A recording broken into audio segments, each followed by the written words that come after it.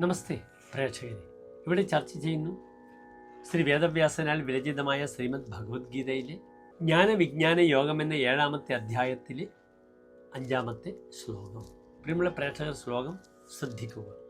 അപരേയമിതസ്ത്വന്യാം പ്രകൃതിം വിദ്ധി may പരാം ജീവഭൂതാം മഹാബാഹോ യയേദം ധാര്യതേ ജഗത്.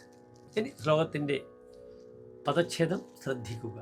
അപരാ ഇയം ഇതഹ തു അന്യാം പ്രകൃതിം വിദ്ധി may പരാം ജീവഭൂതാം മഹാബാഹോ യയാ ഇദം ധാര്യതേ ജഗത്. ഇനി ശ്ലോകത്തിൻ്റെ അന്വയം ശ്രദ്ധിക്കുക. ഹേ മഹാബാഹോ, ഇയം അപരാ തു ഇതഹ അന്യാം ജീവഭൂതാം യയാ ഇദം ജഗത് ധാര്യതേ മേ പരാം പ്രകൃതിം വിദ്ധി.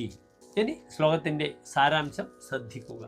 അല്ലയോ അർജുന, പൃഥിവ്യ തേജോവയ ആകാശഭൂതമാകുന്ന തത്വങ്ങൾ 8ആയി വിഭജിക്കപ്പെട്ടിരിക്കുന്നത് എൻ്റെ അപരപ്രകൃതിയാകുന്നു. ജഡത്വം മൂലം ഇത് താഴ്ന്ന പ്രകൃതിയാണ്, നികൃഷ്ടമായ പ്രകൃതിയാണെന്ന് പറയപ്പെടുന്നു. എന്നാൽ ഇതിൽ നിന്നും വളരെ വിഭിന്നമായതും ഇച്ഛാജ്ഞാന ക്രിയകളായി പ്രകാശിക്കുന്നതും ഈ ജഗത്ത് ലോകം മുഴുവനും ധരിക്കുന്നതുമായ പ്രകൃതി പരാപ്രകൃതിയാണ്, എൻ്റെ ആത്മസ്വരൂപവുമാണെന്ന് നീ അറിയുക.